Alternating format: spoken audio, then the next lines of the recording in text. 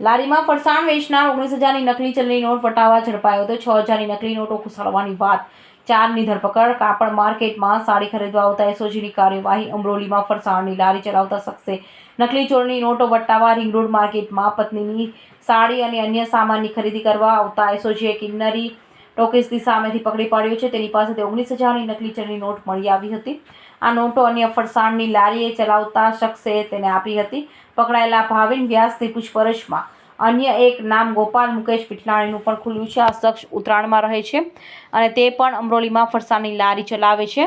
ભાવિનને આ શખ્સે નકલી નોટો આપી હોવાનું પ્રાથમિક તબક્કે સામે આવ્યું છે. આથી સલાબતપુરા પોલીસે ગોપાલને પણ પકડી લાવી છે. એસઓજીએ 500ની દરની ₹19,000ની 38 નંગ ચલણી નોટો અંગે 10,000નો મોબાઈલ સહિત 29,000નો મુદ્દામાલ જપ્ત કર્યો છે. એસઓજી સ્ટાફે સલાબતપુરા પોલીસમાં જાતે ફરિયાદ આપી છે. પોલીસે ભાવિન હિંમત વ્યાસ, રહે ચામુંડા નગર, પુણા, મૂળ ભેસાણ, જૂનાગઢ ધરપકડ કરી છે. નકલી નોટોનો રેલો હાલોલ સુધી પહોંચ્યો છે. આરોપી ગોપાલ ઉત્તરાયણમાં હંસ લક્ઝરીમાં રહે છે.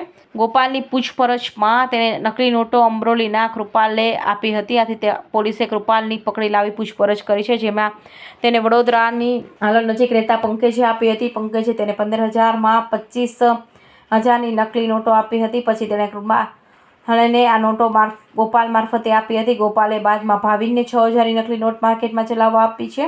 તેની સાથે અન્ય એક શખ્સ પણ સામેલ છે અને તે સુરતમાં રહે છે. આથી પોલીસે નકલી નોટો કોણે આપી અને કઈ જગ્યા પર પ્રિન્ટ થઈ, આ તમામ પાસાની બારીકાઈથી તપાસ કરી તેને મૂળ સુધી પહોંચવાના પ્રયાસ કરી રહી છે.